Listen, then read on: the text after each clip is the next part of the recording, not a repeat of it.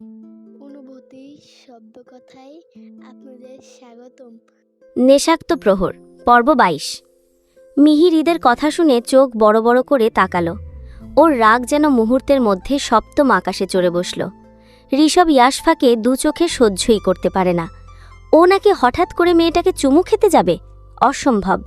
মিহি ভালো করেই চেনে তার ছেলেকে, আর এই ধুরন্ধর স্বামীকেও। লোকটা একটা লুচ্চা। ওকে বাগে পেয়ে চুমু খাওয়ার লোভে হৃদ যে নিজের ছেলের নামে এমন গাঁজাখুরি গল্প বানিয়েছে সেটা বুঝতে মিহির ১ সেকেন্ডও লাগল না। ঋষভ একদম এক কথার ছেলে। সে যখন ইয়াশফাকে বউ বলে মানবে না বলেছে, তখন কিছুতেই এমন কাণ্ড করতে পারে না। মিহির হৃদকে সজোরে একটা ধাক্কা দিয়ে বলল, কি ভেবেছ আমাকে এসব মিথ্যা গল্প শুনিয়ে ফায়দা লুটবে আর আমি কিচ্ছু বুঝব না? আমার ছেলে তোমার মতো এমন লুচ্চা না যে কথায় কথায় সুযোগ বুঝে বউকে চুমু খেতে যাবে। ও একদম এক কথার ছেলে। হৃদ ধাক্কা খেয়ে খাটের কোনায় পড়তে পড়তে বাঁচল। মিহিরের কথা শুনে হৃদ একদম স্তব্ধ। নিজের ৫ বছরের বাচ্চা বউকে কত কষ্ট করে কোলে পিঠে করে মানুষ করল, আর আজ বুড়ো বয়সে এসে নিজের বউই নিজেকে এত বড় অবিশ্বাসটা করল। হৃদ নিজের বুকে হাত দিয়ে আকাশপানে তাকিয়ে দীর্ঘশ্বাস ফেলল। মনে মনে ভাবল, কি দিনকাল এলো, নিজের ছেলের মুখোশ খুলতে এসে বউয়ের কাছে লুচ্চা উপাধি পেয়ে গেলাম। এই বয়সে এসে এত বড় অপমান কি সহ্য করা যায়? হৃদ মুখটা বাংলা পাঁচের মতো বলল, প্রিন্সেস, তুমি আমাকে লুচ্চা বললা? নিজের ভালো মানুষ জামাইকে তোমার মনে এই মনে হয়? আমি লুচ্চা না, তোমার ছেলে লুচ্চা। তুমি আমাকে বিশ্বাস না করে ওই দেয়াদবটাকে বিশ্বাস করছো। কলিযুগ একেই বলে, ঘোর কলিযুগ। মিহি হৃদের দিকে কটমট করে তাকিয়ে চোখ দুটো ছোট ছোট করে বলল, না, আমি তোমাকে বিশ্বাস করি না, সরি। হৃদের রাগ উঠে গেল। এবার হাতে নাতে প্রমাণ দিতেই হবে। হৃদ খপ করে মিহির হাত ধরে টানতে টানতে নিজের সাথে নিয়ে গেল। সিঁড়ি দিয়ে হন্তদন্ত হয়ে উঠতে উঠতে হৃদ বিড়বিড় করে বলল, অনেক হয়েছে, চলো আজকে তোমাকে হাতে নাতে প্রমাণ দিব তোমার ছেলে যে কত বড় সাধু, সেটা আজকে প্রমাণ করেই ছাড়ব। মিহি চরম বিরক্ত হয়ে হৃদের সাথে টানা হ্যাঁচড়া করতে করতে যাচ্ছে। ঋষভের ঘরের দরজার সামনে এসে হৃদ পরপর কয়েকবার ধুমধাম করে দরজা ঠকঠক করল। একটু পরেই দরজাটা খুলে গেল। দরজা খুলতেই হৃদ মিহির হাত ধরে একদম হুড়মুড় করে ঋষভের রুমে ঢুকে পড়ল। কিন্তু ঘরে ঢোকার পরেই দুজনের পায়ের ব্রেক যেন নিজে থেকেই কষে গেল। সামনে দাঁড়িয়ে থাকা ঋষভের চোখ মুখ দিয়ে যেন আগুন ঝরছে। ওর চোয়াল শক্ত হয়ে আছে। দেখেই মনে হচ্ছে কোনো কারণে ও এই মুহূর্তে চরম রেগে আছে। ঋষভের এমন চেহারা দেখে ঠিক বুঝতে পারল না যে ছেলের আসলে কি হয়েছে। কিন্তু হৃদ তো হৃদই, ছেলেকে একটু না জ্বালালে ওর আবার পেটের ভাত হজম হয় না। হৃদ ফোড়ন কেটে বলল, ঋষ, তুমিই এবার তোমার মাকে নিজের মুখে বলো, তুমি একটু আগে আমার সামনে অ্যাটাম বোমকে খপ করে ধরে ধপ করে চুমু খাওনি? মিহি তখন কৌতূহল নিয়ে ঋষভের দিকে তাকিয়ে জিজ্ঞেস করল, বাবু, তুমি সত্যি এমন অসভ্যতা করেছ? ঋষভ গম্ভীর গলায় বলল, না। ব্যাস, হৃদ ধপ করে মাটিতে বসে পড়ল। আকাশের দিকে তাকিয়ে বলল, আল্লাহ, তোমার কাছে বিচার দিলাম, তুমি এর বিচারটা কইরো। কি পোলা জন্ম দিছি আমি খোদা! চুমু খেয়ে বলছে খাইনি, কয়েকদিন পর বাচ্চা জন্ম দিয়েও বলবে জন্ম দেইনি, একাই হয়ে গেছে। মিহি জানতো তার ছেলে এমন বেয়াদবি করবে না, তাই হৃদের দিকে তাকিয়ে মুখ বাঁকা করে চলে গেল। হৃদ ঋষভকে শুনিয়ে শুনিয়ে বলল, আমি আমার ইয়াশফা মাকে একটা সুন্দর ছেলের সাথে বিয়ে দিব। হৃদের কথাটা শুনে ঋষভের মাথা আরও গরম হয়ে গেল। কথাটা কেন জানি তীরের মতে গিয়ে লাগলো বুকে। ভালো লাগলো না কথাটা। এখন মনে হচ্ছে ইয়াশফাকে প্রাচা খেয়ে ফেলতে। ঋষভ এক মুহূর্তও সেখানে দাঁড়ালো না। ঝড়ের বেগে ঘর থেকে বের হয়ে সোজা ইয়াশফার রুমের দিকে হাঁটা ধরল। হৃদ চুপচাপ ছেলের চলে যাওয়ার পানে দিকে তাকিয়ে রইল। ওর ছেলেটা মোটেও ভালো হয়নি। এদিকে ঋষভ হন করে হেঁটে ইয়াশফার রুমের সামনে এসে দাঁড়ালো। দেখল ঘরের দরজাটা খোলাই আছে। ও কোনো অনুমতি না নিয়েই গটগট করে ঘরে ঢুকল। কিন্তু ভেতরে পা রাখতেই ও চুপ হয়ে গেল। ইয়াশফা আয়নার সামনে দাঁড়িয়ে নানা রকম অঙ্গভঙ্গি করে ঢং করছে আর একা একাই আপন মনে বকবক করছে। ঋষভের রাগ যেন দপ করে জ্বলে উঠল। এই ঘূর্ণিঝড়টা ওর জীবনটা এলেমেলে করে দিয়েছে। ঋষভ খপ করে ইয়াশফার হাতটা চেপে ধরল। হাতটা এত শক্ত করে ধরেছে, মনে হলো ইয়াশফার হাতটা মনে হয় এখনই শরীর থেকে খুলে চলে আসবে। ব্যথায় ইয়াশফার প্রাণ যাওয়া আসা করছে। ইয়াশফা নিজের সর্বশক্তি দিয়ে ঋষভকে সজোরে একটা ধাক্কা মারল। কিন্তু ঋষভ নিজের জায়গা থেকে এক চুলও নড়ল না। উল্টে নিজের অন্য হাতটা বাড়িয়ে ইয়াশফার নরম গাল দুটো শক্ত করে চেপে ধরল। ঋষভ দাঁতে দাঁত চেপে বলল, তোর জন্য আমার সব কিছু এলোমেলো হয়ে যাচ্ছে। কেন এসেছিস তুই আমার জীবনে? আমার সামনে একদম আসবি না। আমি তোকে আমার বউ মানি না, ঘূর্ণিঝড় একটা। ইয়াশফার চোখ দুটো ব্যথায় টলমল করে উঠল। ব্যথার তীব্রতা সহ্য করতে না পেরে ও ছটফট করতে লাগল। নিজের সর্বশক্তি দিয়ে ঋষভের হাত থেকে নিজেকে ছাড়ানোর চেষ্টা করল। ঋষভ হঠাৎ করেই ইয়াশফার হাতের বাঁধন আলগা করে দিল। ইয়াশফা নিজের ছাড়ানোর জন্য যেমনি উল্টো টান দিল, অমনি ঋষভ হাত ছেড়ে দেখেই ও ভারসাম্য হারিয়ে ছিটকে গিয়ে শক্ত মেঝেতে আছাড় খেয়ে পড়ল। একেবারে বেকায়দায় পড়ার কারণে ওর ডান হাতটা মেঝের সাথে সজোরে আঘাত পেল। হাড় মরমর করার মতো তীব্র একটা যন্ত্রণার অনুভূতি হলো। মনে হলো হাতটা মচকে গেছে। ব্যথায় চিৎকার করে উঠল। ইয়াশফার আর্তনাদে যেন পুরো ঘর কেঁপে উঠল। ইয়াশফার চিৎকার শুনে মিহি দৌড়ে ইয়াশফার রুমে আসলো। দরজায় এসে ইয়াশফাকে মেঝেতে ওভাবে ব্যথায় ছটফট করতে দেখে হৃদের বুকের ভেতরটা কেঁপে উঠল। ভয়ের চোটে ওর গলা শুকিয়ে কাঠ হয়ে গেল। ঋষভের দিকে তাকিয়ে বলল, কি হয়েছে ওর? তুমি কি করেছো ওর সাথে ঋষ? পর্ব 23। হৃদের পুরো শরীর একদম ঘেমে একাকার হয়ে গেছে। মিহি আর দেরি না করে ইয়াশফার পাশে গিয়ে বসল। মেয়েটা ব্যথায় ছটপট করছে। হৃদের মনে মনে খুব ভয় হচ্ছে, কারণ সে ভালো করেই জানে ইয়াশফা সহজে কান্নাকাটি করার মতো মেয়ে না। অথচ আজ ব্যথার চোটে ইয়াশফা ঋষভের পেটে মুখ গুজিম ফুপিয়ে ফুপিয়ে কাঁদছে। ঋষভ ইয়াশফাকে আরও শক্ত করে নিজের বুকের সাথে জড়িয়ে ধরল। ঋষভ হৃদের দিকে তাকিয়ে শান্ত কণ্ঠে বলল, পাপা, হাঁ করে দাঁড়িয়ে থেকো না, ডক্টর আঙ্কেলকে ফোন দাও। ঋষভের কথা শুনে হৃদ আর 1 সেকেন্ডও নষ্ট না করে তড়িঘড়ি করে ডক্টরকে কল দিল। এদিকে মিহি ইয়াশফার হাতটা নিয়ে হালকা করে মালিশ করে দিতে গেল, কিন্তু হাত ছোঁয়াতেই ইয়াশফা আরও জোরে চিৎকার করে উঠল। হৃদ আর মাথা ঠিক রাখতে পারছে না। ও বেশ ভালো করেই বুঝতে পারছে তার এই গুণধর ছেলেই মেয়েটাকে এভাবে আঘাত দিয়েছে। হৃদ রাগে কটমট করে ঋষভকে বলল, আমার মেয়ের যদি কিছু হয় ঋষ, আমি কিন্তু তোমাকে ছেড়ে কথা বলবো না।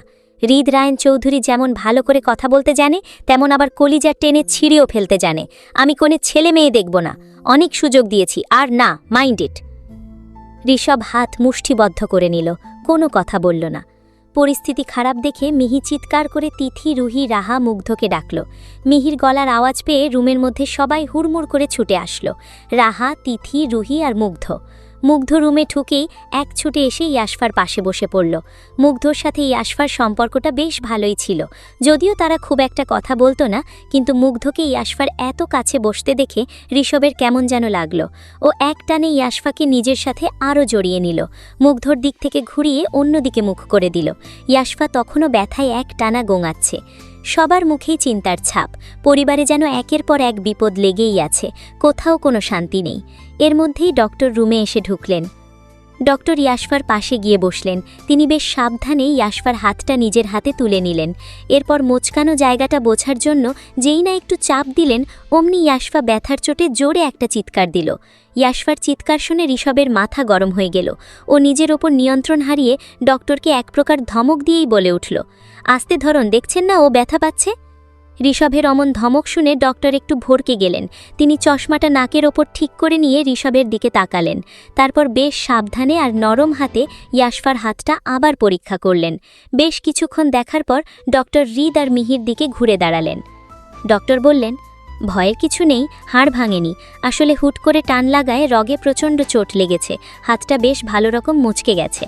আমি একটা ব্যথার মলম আর কিছু ওষুধ লিখে দিচ্ছি, এগুলো নিয়ম করে খাওয়ালে আর মলমটা দিনে 2-3 বার হালকা হাতে লাগিয়ে দিলে 4-5 দিনের মধ্যে ব্যথা একদম কমে যাবে। তবে হ্যাঁ, এই কয়েকটা দিন হাতটা একদম নাড়াচাড়া করা যাবে না, পুরোপুরি বিশ্রামে রাখতে হবে। ডক্টরবাবু প্রেসক্রিপশনটা হৃদের হাতে দিয়ে বিদায় নিলেন। মুগ্ধ ডক্টরকে এগিয়ে দিতে রুমের বাইরে গেল। ডক্টর চলে যেতেই রুমে এক থমথমে নীরবতা নেমে এলো। কেউ কিছু বুঝে ওঠার আগেই হৃদ হনহন করে হেঁটে সোজা আলমারির দিকে এগিয়ে গেল। আলমারি খুলে কোনো কথা না বলে ইয়াশফার জামাকাপড় বের করে একটা ট্রাভেল ব্যাগে গোছাতে শুরু করল। ঋষভ বিছানায় বসে স্থির চোখে হৃদের এই কাণ্ড দেখছিল। মিহি হৃদের পাশে গিয়ে হাত ধরে বলল, কি হয়েছে পোচালক, এসব করছো কেন? মিহির কথা শেষ হতে না হতেই হৃদ সবার সামনে মিহিকে অনেক জোরে একটা ধমক দিয়ে উঠল, চুপ, একদম চুপ, একটা কথাও বলবে না কেউ। আমি যা করছি আমাকে করতে দাও, এর মধ্যে কেউ বাধা দিতে আসলে কিন্তু একদম খবর আছে বলে দিলাম। হৃদের গলার আওয়াজ শুনে মিহি আর কিছু বলার সাহস পেল না। লোকটা যে এই মুহূর্তে কতটা রেগে আছে তা হৃদের লাল হয়ে যাওয়া চোখ দুটো দেখেই বোঝা যাচ্ছে। রাহা, তিথি, রুহি আর মুগ্ধ সবাই একদম কাঠের পুতুলের মতো চুপচাপ দাঁড়িয়ে হৃদের কাণ্ড দেখছিল। হৃদ ঝড়ের গতিতে ব্যাগ গোছানো শেষ করল। তারপর ব্যাগটা এনে ইয়াশফার মাথার কাছে টেবিলের ওপর রাখল। এরপর সে আলতো করে ইয়াশফার পাশে বসল। ইয়াশফার মাথায় হাত বুলিয়ে দিতে দিতে ঘরের সবার দিকে তাকিয়ে বিশেষ করে ঋষভকে শুনিয়ে কড়া গলায় বলল, আমি মেয়েটাকে এই অসভ্যটার কাছে আর রাখব না। এর কাছে থাকলে ও আমার মেয়েকে কোনোদিন ভালো রাখতে পারবে না। ও একটা আস্ত সাইকো। হৃদ একটু থেমে ঋষভের দিকে তীক্ষ্ণ চোখে তাকিয়ে বলল, আমি সিদ্ধান্ত নিয়েছি, কাল সকালেই আমি অ্যাটম বোমকে ওর বাপের বাড়ি রেখে আসব। ও গ্রামের শান্তিতে থাকবে। ঋষভের চোয়াল দুটো শক্ত হয়ে এলো।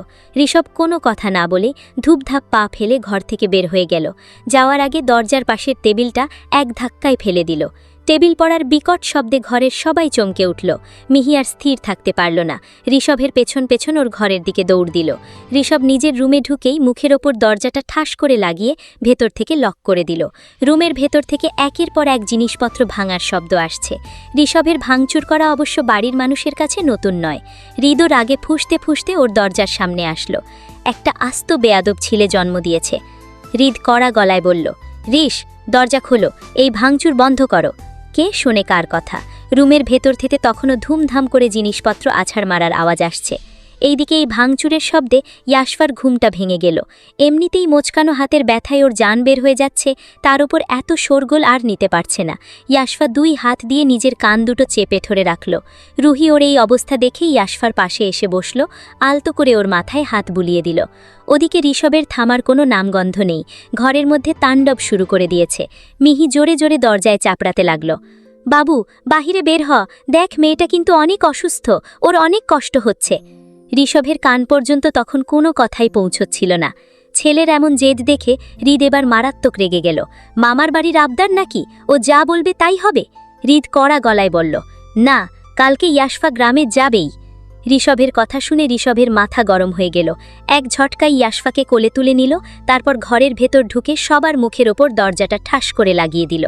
ঋষভ ইয়াশফাকে বিছানায় বসালো, তারপর নিজের রক্তাক্ত হাতটা ওর গালে চেপে ধরে চোখ রাঙিয়ে বলল, কাল গ্রামে গেলে তোর পা আমি ভেঙে দিব। ইয়াশফা মুখে কিচ্ছু বলল না। ইয়াশফা মনে মনে মুখ বাঁকিয়ে বলল, শুধু তোমারই হোগা ভরা জেদ আছে, আমাগো নাই? কালকে আমি যাবই, তোর মতো বলদাপাড়ার সংসার করমু না। পর্ব ২৪। ইয়াশফা একদম চুপচাপ ঋষভের দিকে চেয়ে রইল, আর ঋষভও কেমন যেন একটা ঘোর লাগা দৃষ্টিতে তাকিয়ে আছে ইয়াশফার দিকে। ঋষভের হাত থেকে তখনও টপটপ করে রক্ত গড়িয়ে পড়ছে মেঝেতে। ঋষভ আচমকা নিজের পুরো শরীরের ভর ছেড়ে দিয়ে ইয়াশফার কাঁধে মাথা এলিয়ে দিল। ইয়াশফা নিজের ভালো হাতটা দিয়ে ঋষভকে একটু শক্ত করে জড়িয়ে ধরল।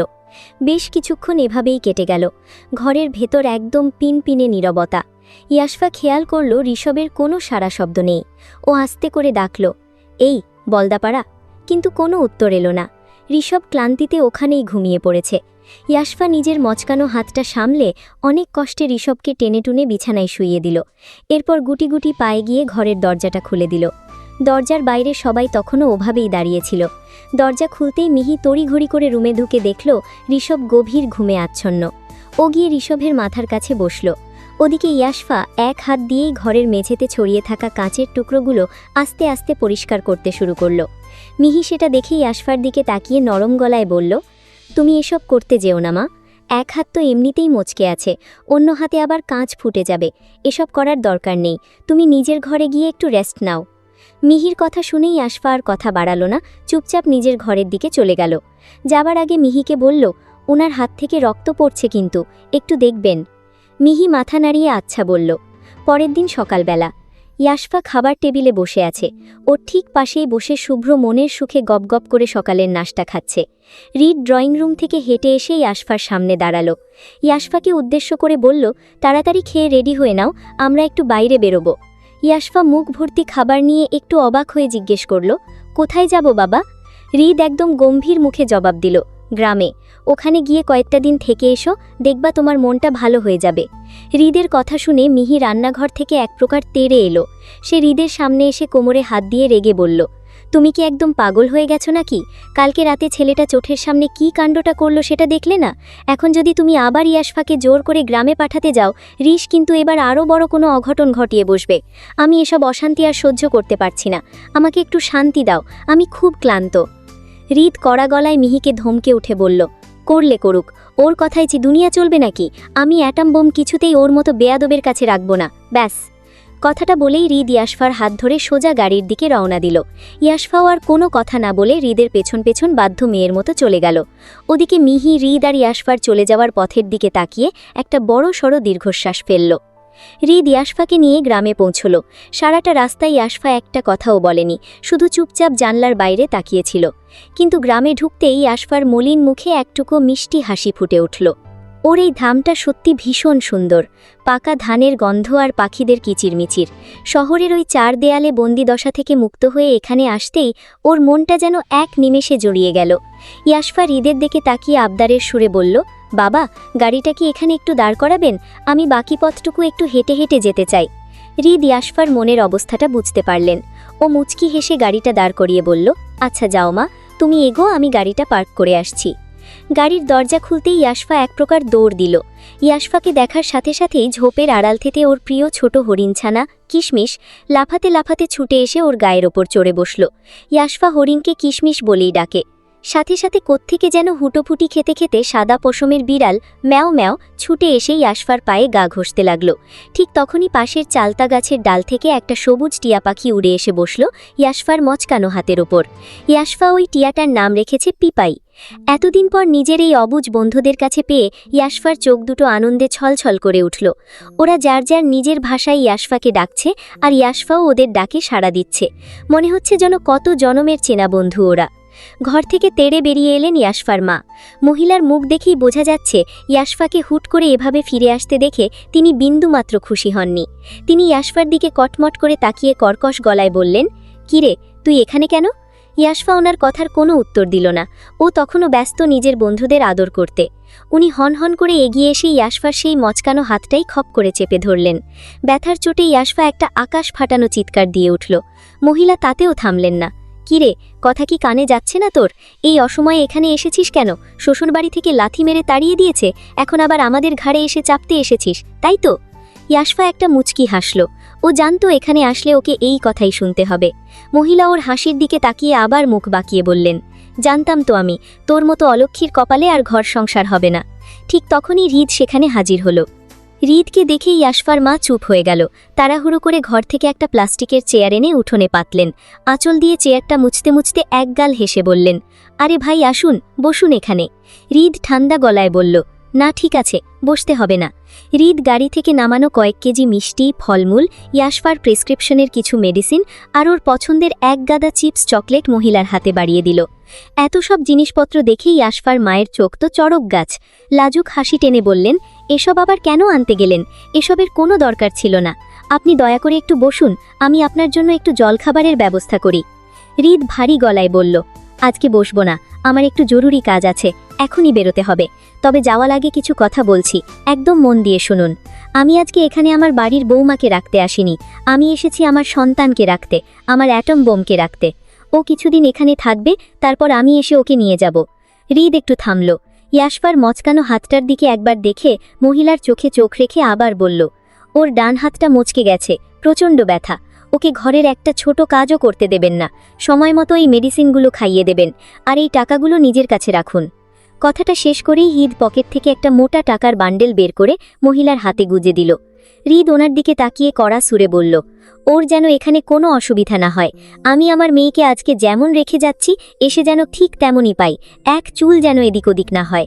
কথাটা বলেই হৃদ আর এক মুহূর্তও দাঁড়ালেন না। গটগট করে হেঁটে নিজের গাড়িতে গিয়ে বসল। চোখের পলকে কালো গাড়িটা ধুলো উড়িয়ে গ্রামের রাস্তা দিয়ে চলে গেল। উঠোনে আর রাস্তার মোড়ে দাঁড়িয়ে থাকা গ্রামের মানুষজন এতক্ষণ হাঁ করে হৃদকে দেখছিল। গাড়িটা চলে যেতেই পাড়ার মহিলারা নিজেদের মধ্যে কানাঘুষো শুরু করল। ওরে বাবা, এটাই ইয়াশফার শ্বশুর নাকি? যেমন সুন্দর চেহারা তেমনই তো দেমাগ। ইয়াশফাই কি এমন তাবিজ করল যে এত বড় লোকের বাড়িতে মিয়া হইল? রায়ানকুঞ্জ একদম থমথম। ঘড়িতে তখন সকাল 10টা পার হয়ে গেছে। ঋষভ সবেমাত্র ঘুম থেকে চোখ ডলতে ডলতে উঠল। ও বাথরুমে গিয়ে কোনো মতে ফ্রেশ হয়ে নিচে নেমে এলো। 2 হাতে ধবধবে সাদা ব্যান্ডেজ জড়ানো, মুখ বরাবরের মতোই গম্ভীর। ডাইনিং টেবিলে মিহি চুপচাপ ছেলের জন্যই অপেক্ষা করছিল। ঋষভকে দেখে আর কথা না বাড়িয়ে প্লেটে খাবার বেড়ে ওর সামনে এগিয়ে দিল। ঋষভ চেয়ার টেনে বসল, আশেপাশে তাকালো, কিন্তু কোথাও একজনকে দেখতে পাচ্ছে না। ঘূর্ণিঝড় কোথায় গেল? পুরো বাড়িটা কেমন যেন ফাঁকা ফাঁকা লাগছে। ঋষভ মিহির দিকে তাকালো, ভারী গলায় জিজ্ঞেস করল, মাম্মা, ইয়াশ কোথায়? মিহি মুখে কোনো কথা বলেননি। এর মধ্যেই হৃদ এসে হাজির। ঋষভের দিকে তাকিয়ে মুচকি হেসে বলল, তোমার বউকে গ্রামে রেখে এসেছি, আগে ভদ্রতা শিখবা, তারপর বউ পাবা। কি রাগ করলা? আজকের গল্পটি আপনাদের কেমন লাগলো? ভালো লাগলে লাইক, কমেন্ট, শেয়ার, সাবস্ক্রাইব করে পাশে থাকবেন। আবার দেখা হবে পরবর্তী ভিডিওতে। টাটা।